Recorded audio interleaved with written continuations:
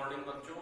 तो आज हम लोग शुरू करने जा रहे हैं इक्विलिब्रियम और नीट पॉइंट ऑफ व्यू से बहुत इंपॉर्टेंट चैप्टर है। हर साल ही एक सवाल आता है, तो बेसिक से हम लोग इसको देखेंगे और एनसीईआरटी के सीक्वेंस को हम लोग फॉलो कर रहे हैं, ठीक है ना। तो आयनिक इक्विलिब्रियम में सबसे पहले हम देखेंगे कि हमारा इस चैप्टर का नाम आखिर आयनिक इक्विलिब्रियम क्यों पड़ा। तो यहाँ पे पढ़ने वाले क्या है, स्टडी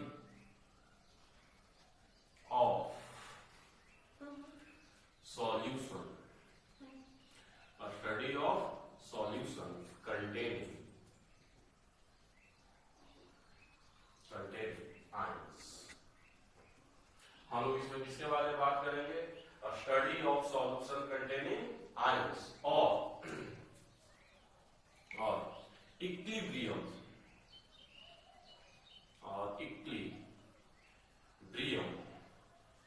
ऑफ aqueous solution और equilibrium of aqueous solution having iron, ठीक है ना।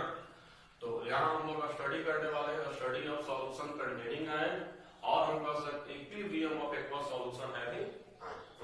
वैसे सॉल्यूशन का इक्विलिब्रियम के बारे में स्टडी करेंगे जिसके पास क्या होता है, आयन्स होता है। तो किसी भी सॉल्यूशन में अगर आयन होगा, आयन का मतलब आप जानते हैं चार्ज, है ना।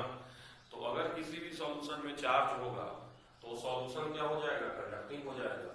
तो माइकल फैराडे का आपने नाम सुना होगा ना। तो माइकल फैराडे ने सब्सटेंस को दो कैटेगरी में डिवाइड किया था। जैसे देख लीजिए, हमारे पास वाटर है, दिस इज H2 और हम इसमें बाहर से ऐड कर रहे हैं NaCl। NaCl हमारा क्या है, सॉलिड है।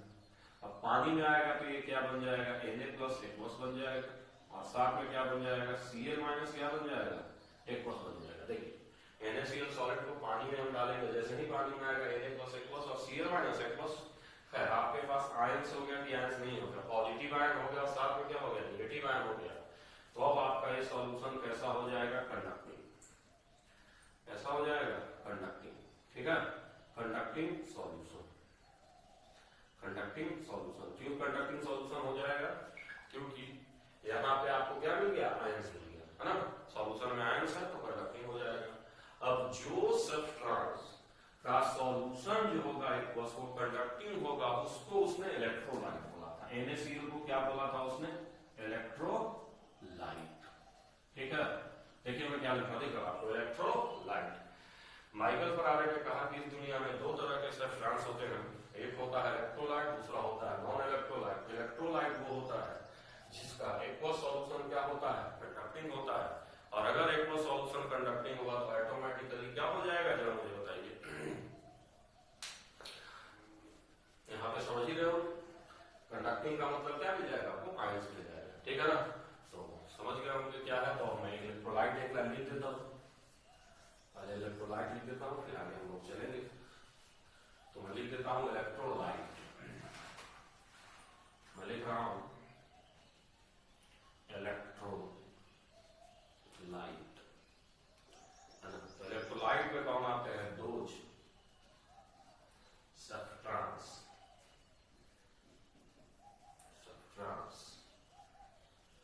which aqueous solution is conducting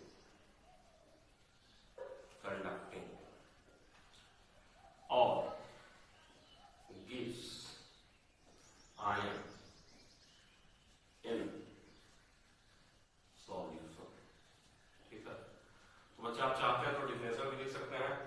Faraday साहब ने सबसे पहले बोला कि दो सब्सटेंस है ना, मुझे एक्वस सॉल्यूशन इज कंडक्टिंग और गिव्स आयन, है ना। यही हमारा क्या होता है, इलेक्ट्रोलाइट होता है। दिस इज इलेक्ट्रोलाइट, जैसे मैंने आपको यहाँ दिखा रहा है। ये NaCl सॉलिड है, पानी में आएगा तो आयंस में चला जाएगा, ये कंडक्टिंग हो जाएगा, इसको क्या बोलते हैं, इलेक्ट्रोलाइट बोलेंगे, ठीक है ना। क्यों ऐसा होता है भी डिस्कस करेंगे, ठीक है ना। क्यों आगे पूछ रहा है, ये बात की बात है। उसी तरह से भी आप डिफिनेशन यहाँ लिख चुके होंगे ना। अब मान लीजिए आपने ले लिया ग्लूकोज, आपने अगर मान लीजिए ग्लूकोज ले लिया, यहाँ आपके पास ये फिर से वाटर है और इस बार H2O में आप बाहर से क्या ले रहे हैं, ग्लूकोज ले रहे हैं, ग्लूकोज C6H12O6। पानी में डालेंगे तो ये सॉल्यूशन क्या बन जाएगा, C6H12O6 एक्वस बनेगा नहीं बनेगा। तो देखो हमने लिया था C6H12O6 सॉलिड बन गया C6H12 एक्वस, लेकिन यहाँ पे आयंस मिलेगा क्या, आयंस नहीं मिलेगा। तो सॉल्यूशन कैसा होगा हमारा, नॉन कंडक्टिंग, नॉन कंडक्टिंग। तो अगर नॉन कंडक्टिंग सॉल्यूशन मिलेगा किसी भी सब्सटेंस का तो उसको क्या बोला जाएगा, इलेक्ट्रोलाइट की non electrolyte, non electrolyte, non electrolyte. समझ गए होंगे आप लोग, है ना। तो आने की पीरियड में आयंस के बारे में लोग स्टडी करेंगे, है ना। और वो लोग जो पानी में या एक्वा सॉल्यूशन में आयन दे तो उनको हम क्या बोलते हैं, इलेक्ट्रोलाइट बोलते हैं। और जो लोग आयंस नहीं दे तो उनको हम क्या बोलते हैं, नॉन इलेक्ट्रोलाइट। ग्लूकोज हमारा क्या है, नॉन इलेक्ट्रोलाइट, क्योंकि इसका एक्वा सॉल्यूशन और नॉन कंडक्टिंग है, क्योंकि यहाँ पे आयंस नहीं दिख रहा आपको साफ साफ, आयंस नहीं है। अगर आयंस नहीं होगा तो नॉन कंडक्टिंग होगा। ठीक है यार, ये हम समझ चुके हैं।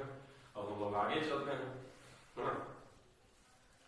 आगे थोड़ा चलते हैं हम लोग, ये पहले देख लेते हैं कि आखिर जो हमारा NaCl है वो घुलता क्यों है पानी में, है ना। पहले इस चीज को हम डिस्कस कर लेते हैं तब फिर आगे चलेंगे बच्चा, है ना। NCERT में दिया हुआ है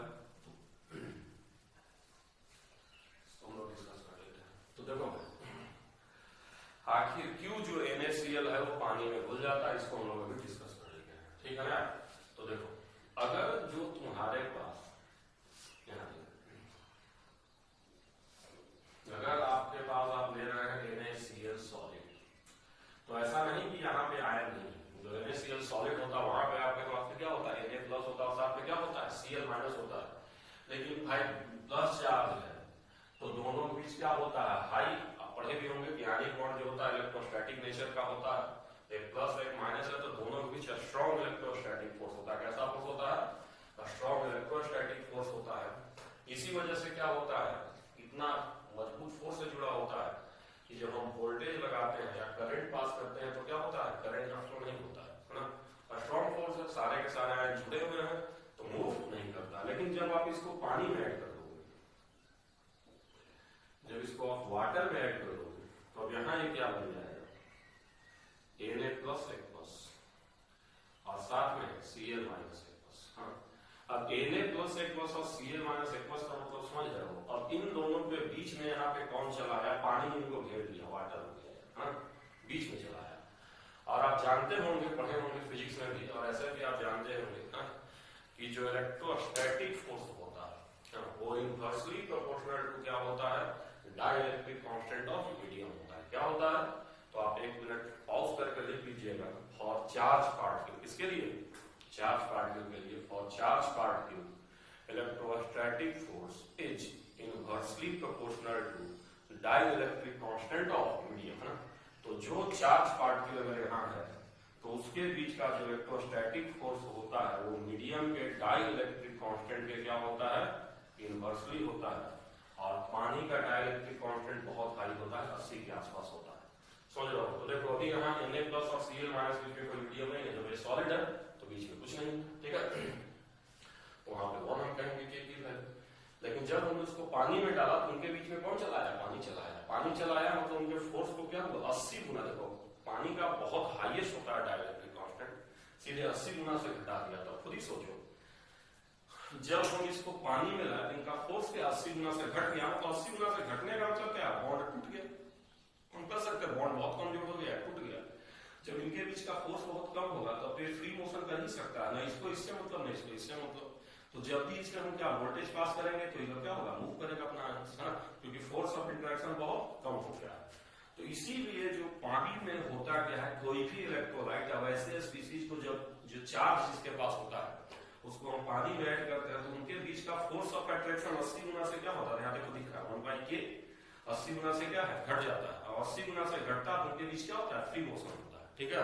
फ्री मोशन का मतलब क्या कर सकते हो ना, मतलब ऐसा नहीं एकदम फ्री है, बहुत कम फोर्स ऑफ अट्रैक्शन बहुत कम हो गया है, बहुत कम इंटरेक्शन हो गया तो लगभग फ्री मोशन होता है और वो कंडक्टिंग हो जाते हैं। यही इलेक्ट्रोलाइट होता है, ठीक है। तो मैं कहना क्या चाह रहा था, आप समझ गए होंगे कि पानी का बहुत हाई होता है डाइलेक्ट्रिक कांस्टेंट और बीच में मीडियम आने की वजह से फोर्स ऑफ इंटरेक्शन 80 गुना से क्या है, घट जाता है। इसी वजह से NaCl जो है पानी में घुल जाता है। समझ रहे नहीं समझ रहे, ठीक है। यहाँ आप ये भी लिख सकते हैं जो F4 force of interaction NaCl solid की बात करेंगे और फोर्स ऑफ इंटरेक्शन आप NaCl एक्वस की बात करेंगे तो सीधे सीधे क्या आ जाएगा, 80 आ जाएगा, है ना। मतलब समझ रहे हो, 80/1 वाली कर रहा हूं ताकि आपको कंफ्यूजन ना हो। मतलब एक्वस में सॉलिड से फोर्स 80 गुना घट गया। देखो यहाँ क्या है, उल्टा है, तो यहाँ 80 आएगा तो ऐसे लिखेंगे तो उल्टा चला जाएगा, ठीक है। आपको दिख भी रहा होगा कि 80/1 मतलब सॉलिड में अगर 80 फोर्स है तो यहाँ 1 फोर्स है, 80 गुना से फोर्स हमारा क्या है, घट गया। तो इसी वजह से जब हम पानी में डालते हैं तो फोर्स कम हो जाता है, आयंस लगभग फ्री हो जाता है, तो कंडक्टिंग का काम करने लगता है पानी, क्योंकि फोर्स घट गया। और सॉलिड में क्या होता है, यहाँ पे भी चार्ज है बट फोर्स 80 गुना ज्यादा, मतलब स्ट्रॉन्ग फोर्स है, इसलिए कंडक्टिंग नहीं होता, फ्री मोशन नहीं होता, समझ गए। तो ये हमारा रीजन है बोलने का, एक रीजन तो है। एक और रीजन के बारे में बात होती है, मैं आपको यहीं पे बता रहा हूँ, इसको मैं हटा देता हूँ। एक और रीजन के बारे में बात होती है जो केमिस्ट्री में अक्सर हम लोग पढ़ते हैं कि कोई भी स्पीशीज पानी में तब घुलता है जब उसकी हाइड्रेशन एनर्जी और लैटिस एनर्जी से क्या होती है, ज्यादा होती है। तो जो हाइड्रेशन एनर्जी होती है वो पूरा ही लिख देता हूं, मैं कह रहा हूं Hg greater than Ag। Hg हमारा क्या है, हाइड्रेशन एनर्जी, हाइड्रेशन एनर्जी, और ये हमारा क्या है, लैटिस। तो देखिए यहाँ पे जो हाइड्रेशन एनर्जी है वो लैटिस एनर्जी से क्या होता है, ज्यादा होता है। मैं NaCl की बात कर रहा हूँ, NaCl है ना, NaCl के लिए hydration energy greater than lattice energy, इसलिए भी ये हो जाता है। तो एनर्जी के टर्म आप एक्सप्लेन कर सकते हैं, hydration energy of NaCl is greater than lattice energy. और हाइड्रेशन एनर्जी बेसिकली आयंस के बहुत का ही होता है, जानते हो कितना, तो Na+H+ और Cl-H+ का जो हाइड्रेशन एनर्जी होता है वो NaCl के लैटिस एनर्जी से क्या होता है, ज्यादा होता है। इसीलिए क्या होता है, NaCl पानी में घुल जाता है। इलेक्ट्रोस्टैटिक फोर्स के बारे में डिस्कस कर सकते हो कि वाटर का डाइलेक्ट्रिक कांस्टेंट बहुत हाई होता है और हम जानते हैं कि force of interaction inversely proportional to dielectric constant होता है। तो 80 गुना से क्या होता है, फोर्स घटा देता है, तो लगभग फ्री मोशन होता है, ठीक है। तो फ्री मोशन दोनों चीज है। तो इस पर एक हम छोटा सवाल करेंगे और उसके बाद तब हम लोग आगे चलेंगे। एक छोटा सवाल कर लेते हैं ना, फिर आगे चलते हैं, ठीक है। तो चलिए मैं क्वेश्चन दे रहा हूं आप लोगों को, है ना। इफ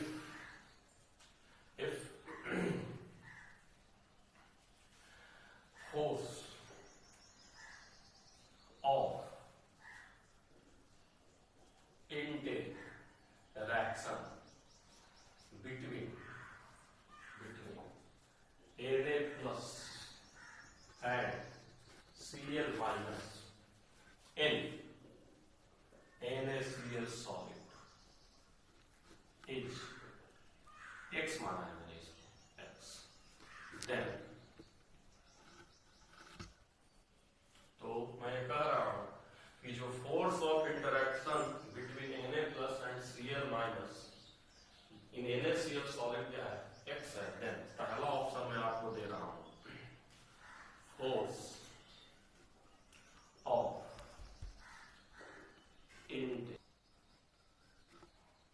ठीक है। तो मैं कह रहा हूं force of interaction between Na plus and Cl minus in NaCl solid is x। then force of interaction in Na plus H+ and Cl minus H+ is, ये मैं कह रहा हूं, यहां लिख देता हूं is x/a। मतलब अगर यहाँ पे x है तो ये सॉलिड में Na प्लस और Cl माइनस के बीच में, तो H+ में क्या हो गया है, x/a 80 गुना से। अब मैं दूसरा ऑप्शन लिख रहा हूं, फोर्स ऑफ इंटरेक्शन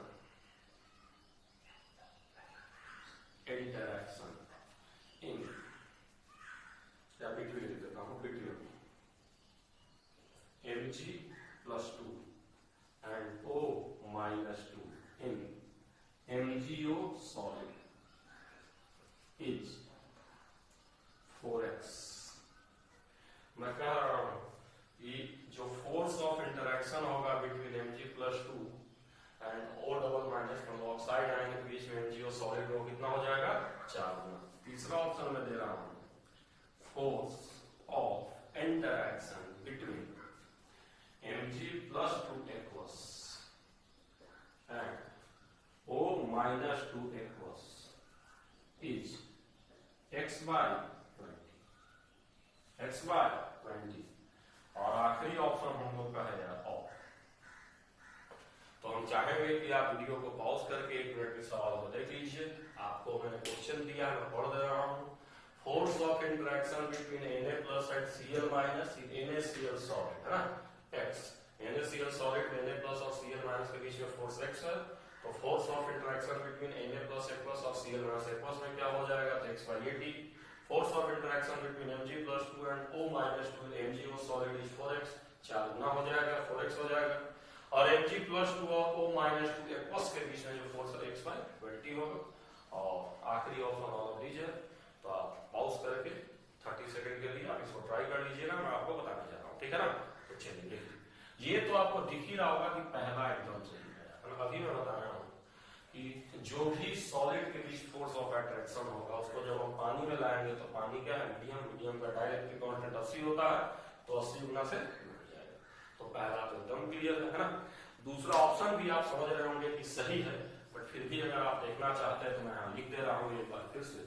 आप लोग जानते हैं कि जो फोर्स की बात होती है वो फोर्स किसके प्रोपोर्शनल होता है, electrostatic force multiplication of charge Q1 into Q।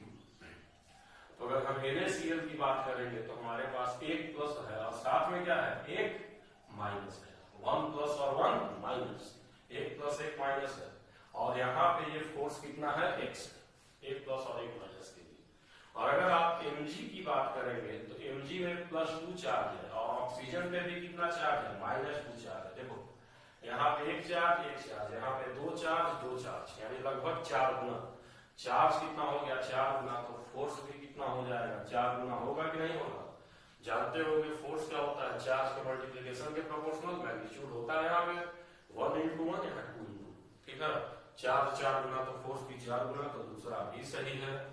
और ऑलरेडी मैं बता चुका हूँ कि जब भी एक्वस आएगा या मीडियम आएगा तो फोर्स क्या हो जाएगा inversely proportional to dielectric constant हो जाएगा, है ना।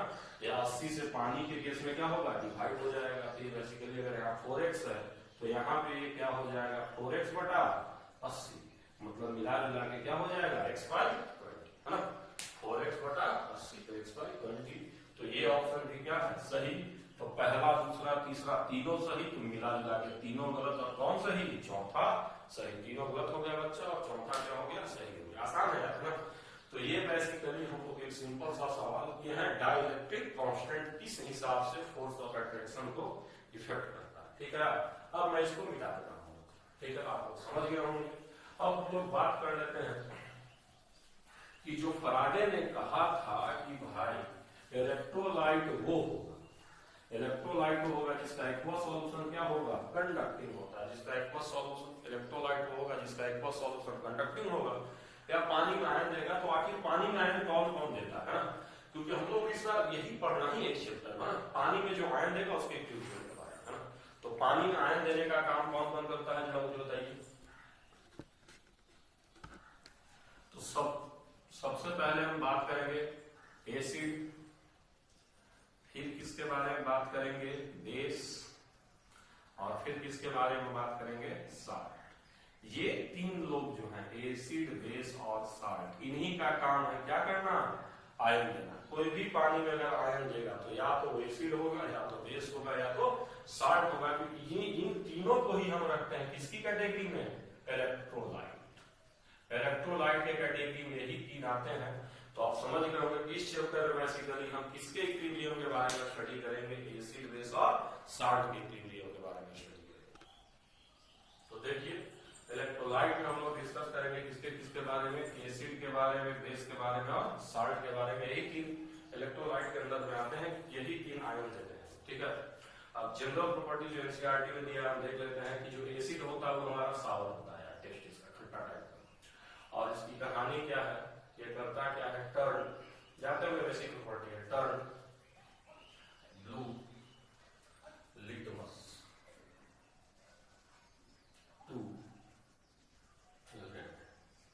ठीक है यार। ये काम क्या करता है, पहले तो एसिड क्या होता है, सावर होता है, और turn blue litmus to red, है ना। ये ब्लू लिटमस को क्या करता है, रेड कर देता है।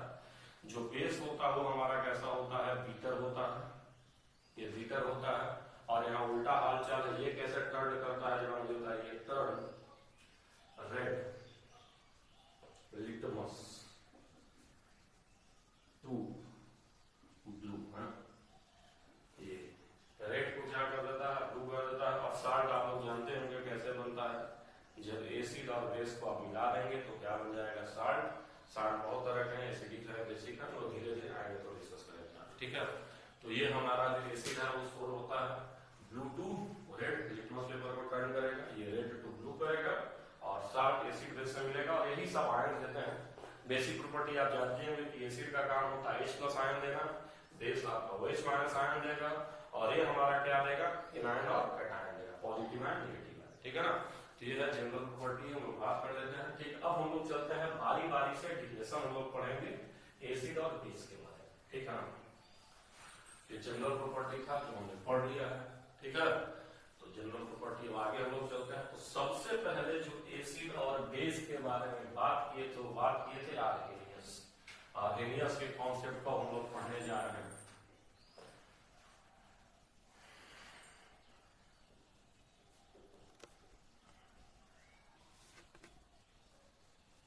ठीक है, तो सबसे पहले हम लोग डिस्कस करेंगे आर्हेनियस कॉन्सेप्ट की। आर्हेनियस ने आखिर एसिड और बेस के बारे में क्या बताया था। तो आर्हेनियस ने सिंपली कहा कि जो एसिड होगा वो क्या होगा, ये हो जाएगा H+ डोनर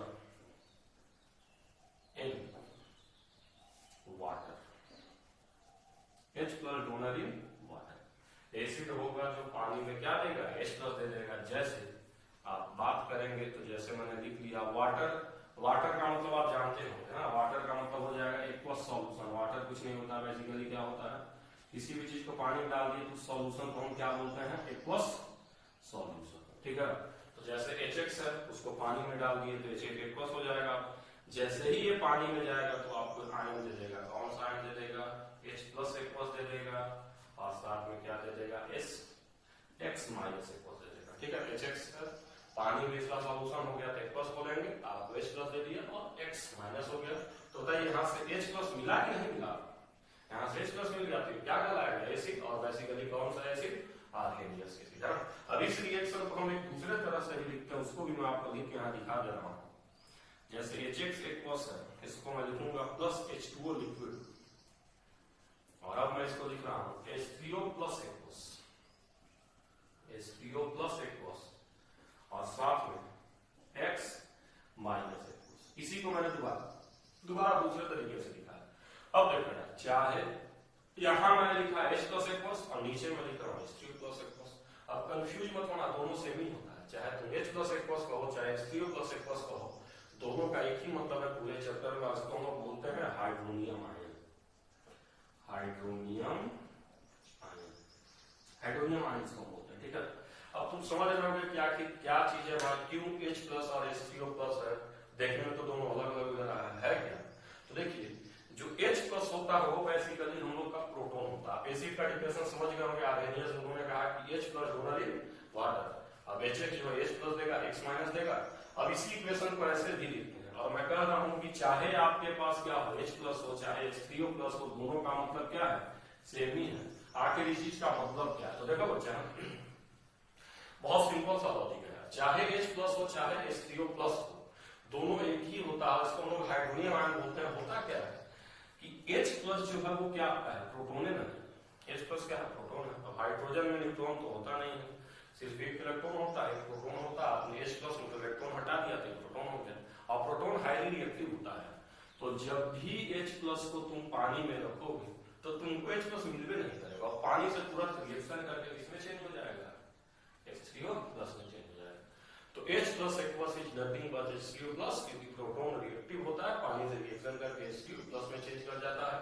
तो ऐसे कहो H+ पानी में हमेशा H3O+ के फॉर्म में ही होता है, इसलिए H+ एक्वस हो चाहे H3O+ एक्वस है, दोनों को हमको क्या मान के चलना है, सेम। और इसको हम बोलते क्या है, हाइड्रोनियम आयन, या इसको हाइड्रेटेड प्रोटोन भी कर सकते हो। देखो यहाँ पानी को ही प्रोटोन को ही तो पानी कह रहा है, इसको हम हाइड्रेटेड प्रोटोन भी कर सकते हैं।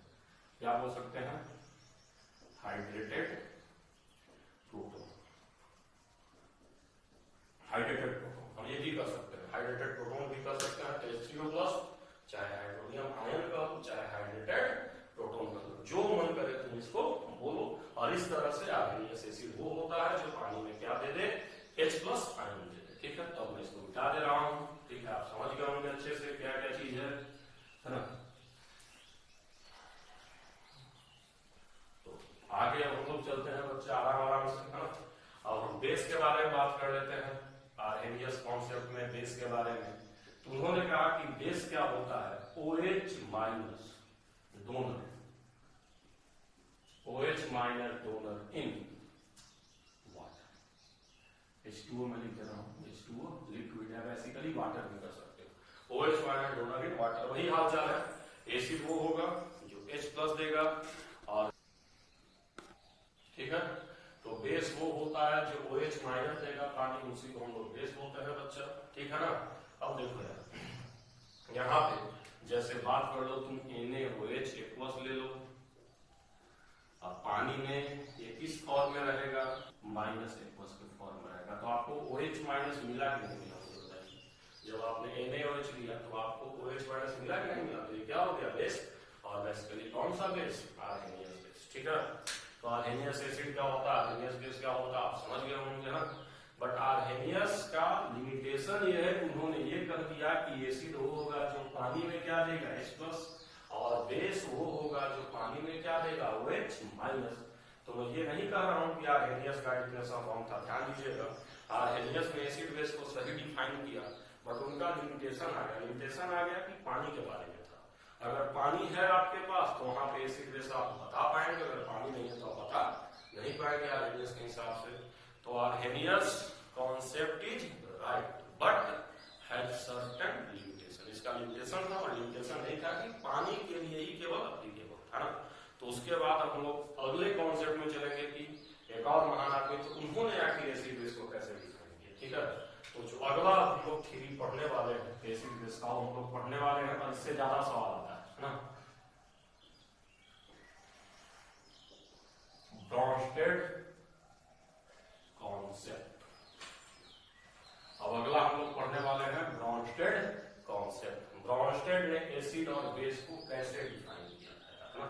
अब इसने ये कहा था कि जो एसिड होगा, जो एसिड होगा वो सीधे सीधे क्या होगा? H+ डोनर, H+ डोनर होगा यार ना, H+ डोनर होगा। अब बात यह है कि कहीं पे भी है, अब यहाँ इन्होंने ये नहीं कहा कि जो पानी में H+, दोनों सीधे कहा एसिड और H+ डोनर। कहीं पे भी अगर H+ कोई भी चीज दे रहा तो उसको हम क्या कहेंगे? एसिड कहेंगे। और जो बेस का डिफिनेशन था, ये इसने कहा था कि जो बेस होगा वो H+ क्या होगा? Acceptor, acceptor. ठीक है, इसने कहा था कि जो बेस होगा वो H+ क्या होगा? एक्सेप्टर होगा। और जो हमारा एसिड होगा H+ क्या होगा? डोनर होगा। कहीं पे भी कोई अगर H+ दे रहा है तो उसको एसिड कहेंगे, और कहीं पे भी अगर कोई H+ दे रहा है तो उसको बेस कहेंगे। मीडियम के बारे में कोई बात नहीं की, ठीक है ना, नथिंग अबाउट मीडियम, है ना। ब्रॉन्स्टेड तो आपको क्लियरली दिख रहा होगा कि अगर पानी में कोई H+ देगा तब भी उसको हम एसिड कहेंगे, कहीं और H+ देगा तब भी उसको एसिड कहेंगे। तो यहाँ से एक बात तो क्लियर हो गई होगी कि सारे के सारे जो हमारे आर्हेनियस एसिड है वो पक्का क्या होंगे? ब्रॉन्स्टेड एसिड होंगे। कि पानी में दोगे तब भी एसिड कहलाओगे, ब्रॉन्स्टेड एसिड। कहीं और दोगे तब भी कहलाओगे। तो क्लियरली एक लाइन तुम लोग पॉज करके अभी लिख लेना, अच्छे से मैं लिखवा रहा हूं।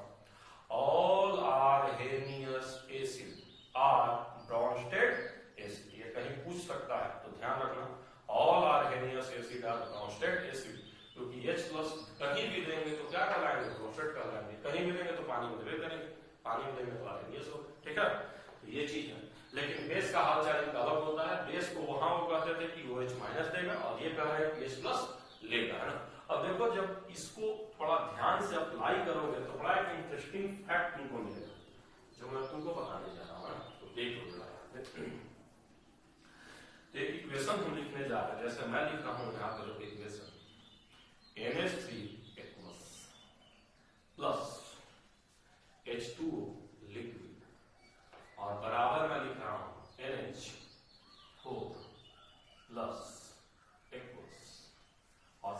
मैं लिख रहा हूं OH माइनस एक्वस। तो ध्यान देना, मैंने लिखा NH3 एक्वस H2O लिक्विड और रिएक्शन के बाद बन रहा है NH4 प्लस एक्वस और साथ में OH माइनस एक्वस। ठीक है बच्चा, तो देखो यहाँ क्लियरली तुमको दिख रहा होगा कि जो NH3 है यहाँ पे कितना उसके पास है 3 हाइड्रोजन, यहाँ पे एक और H प्लस जुड़ गया है तभी ना 4 हुआ यार। तो बताओ ये H प्लस क्या कर रहा है, दे रहा है कि ले रहा है? ले रहा है। तो किसका काम किया? बेस का। आपको साफ साफ दिख रहा होगा, यहाँ 3 है, यहाँ क्या हो गया 4, तो H प्लस क्या है इसने एक्सेप्ट किया तो बेस होगा।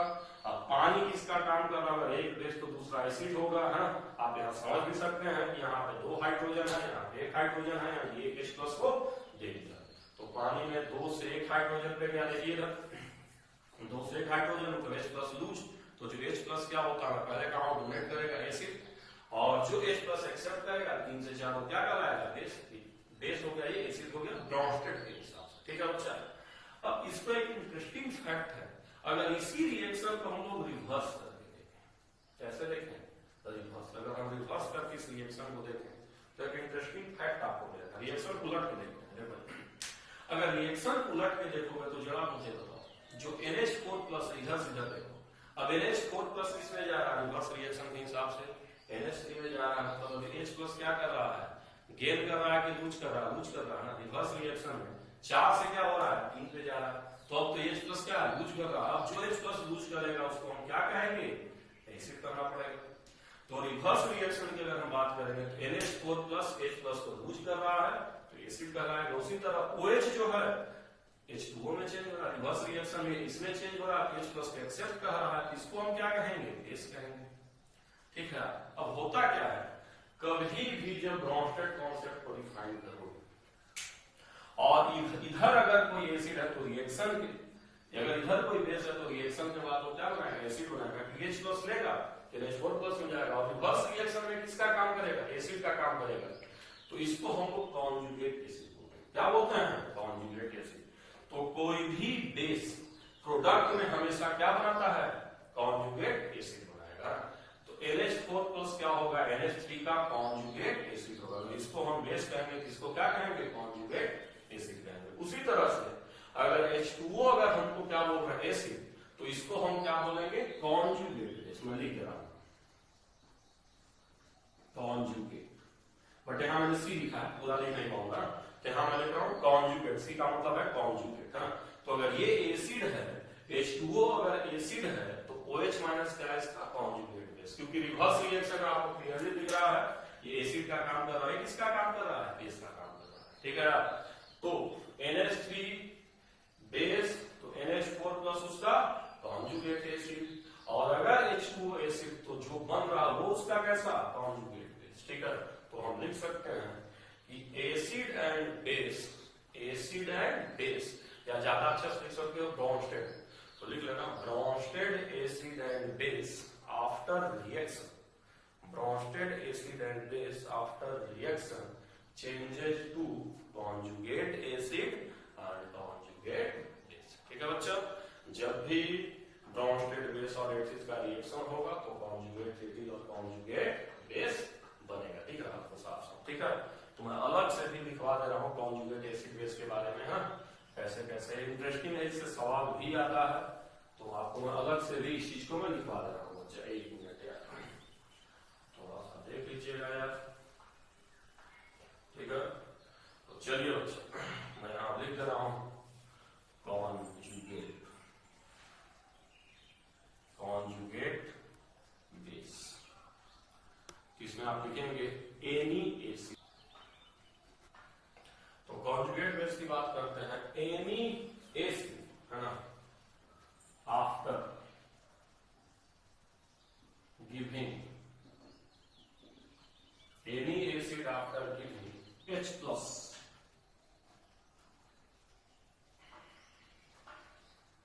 changed to conjugate base। कोई भी acid after giving H plus, कोई भी एसिड है H plus देने के बाद किसमें चेंज हो जाएगा कॉन्जुगेट बेस में चेंज हो जाएगा। कोई भी एसिड H plus देगा तो किसमें चेंज हो जाएगा कॉन्जुगेट बेस में। लिख लेना यार एक मिनट। उसी तरह मैं लिख दे रहा हूं नीचे कॉन्जुगेट एसिड में लिख रहा हूं, यहाँ उल्टा हो जाएगा, एनी बेस आफ्टर टेकिंग क्या H plus, after taking H plus change to conjugate, ठीक है ना। कोई भी बेस है जो H प्लस लेगा तो किसमें चेंज हो जाएगा, कॉन्जुगेट एसिड में। और कोई भी बेस है, कोई भी एसिड है, अगर H प्लस क्या करेगा, यूज करेगा तो किसमें चेंज हो जाएगा, कॉन्जुगेट बेस में। अभी NH3H2 वाला आपको समझा चुका हूं, बट आगे हम लोग नहीं जाएंगे। अब हम लोग इस पे पहले सवाल करेंगे, क्योंकि सवाल इस पे आता है, उसके बाद तब हम लोग आगे जाएंगे, ठीक है बच्चा। चलिए अब इससे हम लोग सवाल कर लेते हैं, फिर हम लोग आगे बढ़ेंगे। तो ब्रॉन्टेड कॉन्सेप्ट होता क्या है मैं डिस्कस कर चुका हूँ, तो हम लोग इस पे क्वेश्चन करेंगे, फिर आगे जाएंगे। हाँ चलो मैं क्वेश्चन दे रहा हूँ आप लोगों को। राइट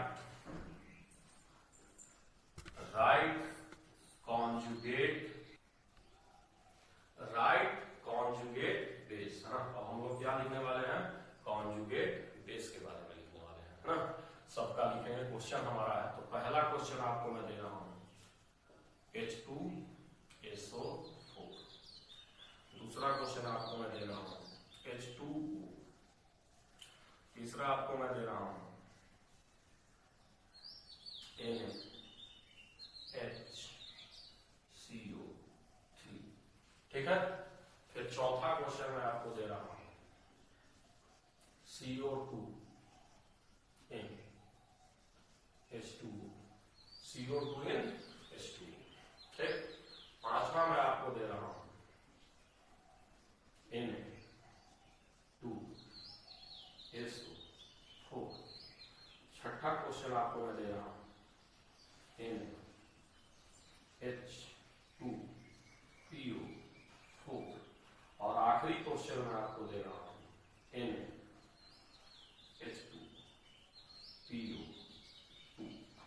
तो देखिए बड़ा क्लियर क्वेश्चन है। पहला आपका है H2SO4, दूसरा H2O, तीसरा NaHCO3, ठीक है।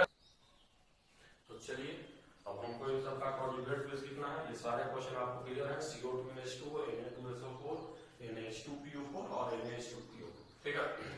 तो अगर आपको पता है तो आप पॉज करके 1 मिनट, तो 1 मिनट के लिए आप लोग पॉज करके इसको बना लीजिएगा, है ना। ट्राई कर लीजिएगा कम से कम, मैं बनाने जा रहा हूँ, ठीक है। तो जैसे सबसे ऑलरेडी मैं बता चुका हूं कि कभी भी कॉन्जुगेट बेस लिखना है तो क्या कहोगे, acid after losing H plus, है ना। H प्लस क्या करेगा, लूज करेगा तो कॉन्जुगेट बेस में चेंज हो जाएगा। तो H2SO4 H प्लस देगा तो क्या हो जाएगा HSO4 माइनस। उसी तरह अगर H2O की बात करोगे तो यहाँ से भी H प्लस निकाल दो तो किसमें चेंज हो जाएगा, OH माइनस। यहाँ से मैं पहले बता चुका हूँ Na प्लस से कोई मतलब नहीं है, ये जो पार्ट है वही एसिड बेस का काम करेगा। तो हमारा HCO3 माइनस हो गया, अगर H प्लस निकालोगे तो किसमें चेंज हो जाएगा, CO3 माइनस 2 में चेंज हो जाएगा, ठीक है। ये हो जाएगा CO3 माइनस 2, है ना। एक H है निकाल दिया, ठीक है यार। तो समझ गए होंगे कॉन्जुगेट बेस डिफरेंशियल लिखवाया कि H प्लस निकालने के बाद चेंज हो जाता है। तो ये 3 लिख लो और उसके बाद पॉज करके चाहो तो बाकी ट्राई कर लो, नहीं मैं बताने जा रहा हूँ, ठीक है। अब इन तीनों को मिटा देता हूँ, तो आगे चलना है। तो देखो CO2H2O की हम बात करते हैं। तो CO2H2O नथिंग बट H2CO3, ये H2CO3 ही होता है। ये क्या होता है, H2CO। तो CO2H2O is nothing but H2CO3 होता है, ठीक है। तो H2CO3 का मतलब जो है आप जानते हैं कार्बोनिक एसिड। अब यहां से जब आप H प्लस निकाल देंगे कॉन्जुगेट बेस,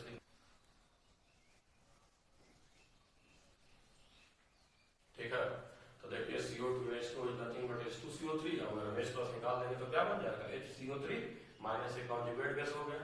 अब यहाँ पे पॉसिबल है, नॉट पॉसिबल है, ये नहीं हाइड्रोजन, तो कहां से पॉसिबल होगा, यहाँ बिल्कुल पॉसिबल है। मैं ऑलरेडी बता रहा हूँ कि आपको Na प्लस से कोई मतलब है नहीं, जो भी काम करेगा यही पार्ट करेगा। तो वहां H2PO4 है, जब एक हाइड्रोजन और निकालेंगे तो किसमें चेंज हो जाएगा, HPO4 माइनस 2 में चेंज हो जाएगा, ठीक है। ऑलरेडी एक माइनस और आ जाएगा। अब यहाँ ध्यान दीजिए NaH2PO2, तो यहाँ भी पॉसिबल भी नॉट पॉसिबल, नॉट पॉसिबल। आपको लग रहा होगा हाइड्रोजन है निकाल लिया जाए फट से,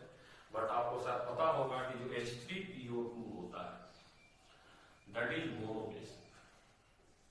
ऐसा होता है ये मोनोबेसिक होता है, एक ही H प्लस देने का इसका पावर है, बस एक ही H प्लस दे सकता है।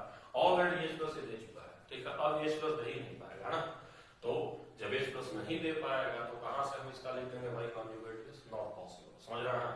तो जो NaH2PO2 है वो इसका काम नहीं कर सकता है, प्रैक्टिकली वो एसिड का काम नहीं कर सकता है, ऑलरेडी ले चुका है, ठीक है। तो ध्यान रखिएगा, कहीं कहीं पूछ सकता है, ठीक है ना, मोनोबेसिक एसिड होता है, ठीक है। तो अभी मिटा दे रहा हूं इसको।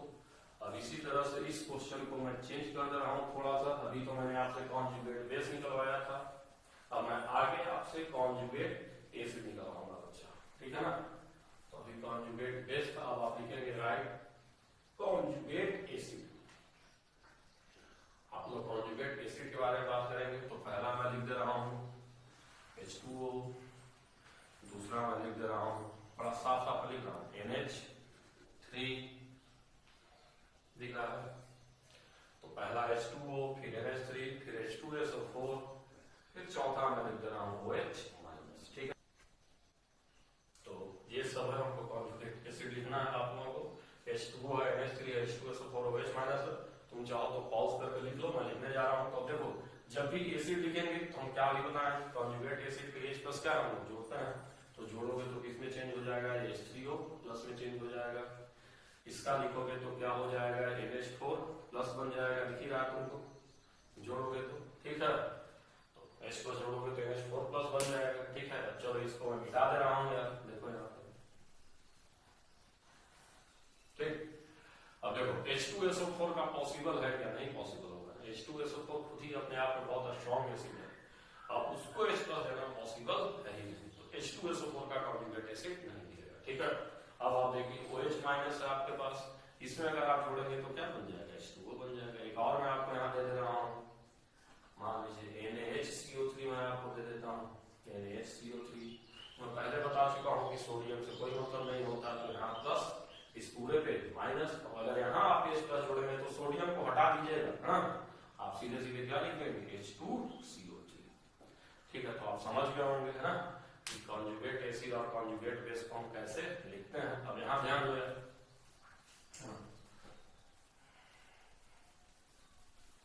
आप बात करो NH3, आप NH3 का बात करो, NH3 एंड NH4 प्लस। अब तुमको क्लियरली दिख रहा होगा, इधर से इधर ये किसका काम करेगा, बेस का, और इधर से ये किसका काम करेगा, एसिड का। तो इन दोनों को जहां भी एक H प्लस का डिफरेंस होगा तो क्लियरली एक जहां जहां H प्लस ज्यादा होगा एसिड का काम करेगा, ना कम होगा बेस का काम करेगा। तो ऐसे लोगों को हम क्या बोलते हैं, कॉन्जुगेट एसिड बेस।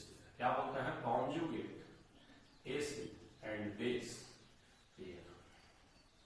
कॉन्जुगेट में पूरा लिख देता हूं, कॉन्जुगेट एसिड एंड बेस पे। तो जहां भी एक हाइड्रोजन का डिफरेंस इधर के लिए क्या है, ले रहा है तो H प्लस का काम करेगा, बेस का काम करेगा। इधर से इस रिएक्शन में देखेंगे तो लूज करेगा, एसिड का काम करेगा। तो अगर ये बेस ये कॉन्जुगेट एसिड, और अगर ये एसिड इसका कॉन्जुगेट बेस, तो ऐसे लोग को हम कॉन्जुगेट एसिड बेस पेयर कहते हैं।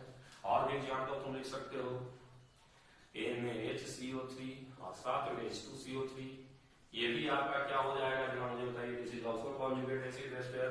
जब भी एक हाइड्रोजन का डिफरेंस रहेगा तो कॉन्जुगेट एसिड बेस पेयर कहलाएगा। अब इसको आप दे दीजिए Na3PO4 एंड H3PO4, ये होगा कॉन्जुगेट एसिड बेस पेयर, नहीं होगा, this is not conjugate acid base pair. क्यों, देखो 3 हाइड्रोजन का डिफरेंस है।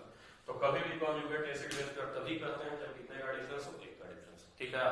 तो ब्रॉन्स्टेड कॉन्सेप्ट आपको अच्छे से क्लियर हो गया होगा।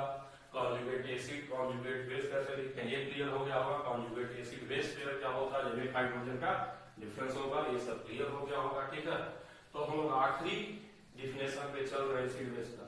यदि देखो हमने जहां भी एसिड बेस डिफाइन किया बच्चा, हर जगह हम H प्लस की बात कर रहे हैं या OH माइनस की बात कर रहे हैं।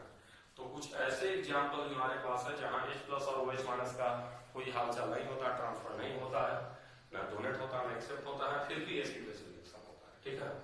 तो आखिरी कॉन्सेप्ट जो हम लोग पढ़ने वाले हैं, हम लोग पढ़ने वाले हैं लुईस कॉन्सेप्ट। लुईस कॉन्सेप्ट तो हम लोग डिस्कस करने वाले हैं लुईस कॉन्सेप्ट के बारे में, है ना। तो देखो लुईस ने कहा कि जो एसिड होगा,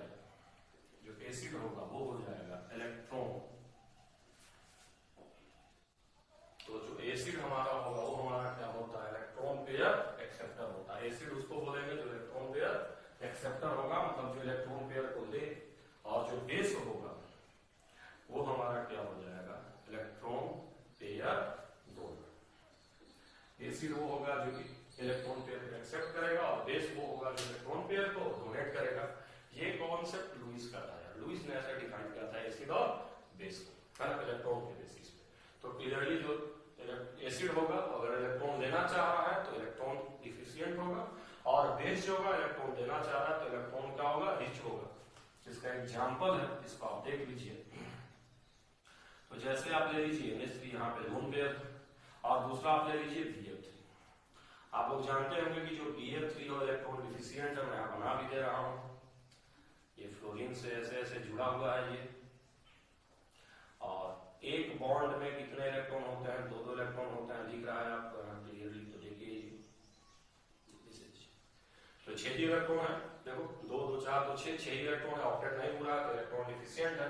अब NH3 के पास बॉन्ड पेयर एक्स्ट्रा है तो अपना इलेक्ट्रॉन इसको दे देगा और रिएक्शन हो जाएगा। रिएक्शन के बाद क्या बन जाएगा, NH3.BF3, है ना। तो देखो यहाँ कहीं H+ नहीं, लेकिन फिर भी एसिड बेस रिएक्शन है, और ये किसका काम कर रहा है, बेस का, और ये किसका काम कर रहा है, एसिड का।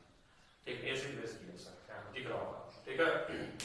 तो जब भी NH3 BF3 से रिएक्शन करेगा तो एसिड बेस रिएक्शन होगा, एक इलेक्ट्रॉन पेयर देगा और दूसरा इलेक्ट्रॉन पेयर लेगा। तो हम लोग को ध्यान रखना है डिफिनेशन क्या होता है। अब जो है मैं एसिड का एग्जांपल लिख दे रहा हूं और बेस का एग्जांपल लिख दे रहा हूं, इसलिए NCERT में दिया है और एक पूछता भी है।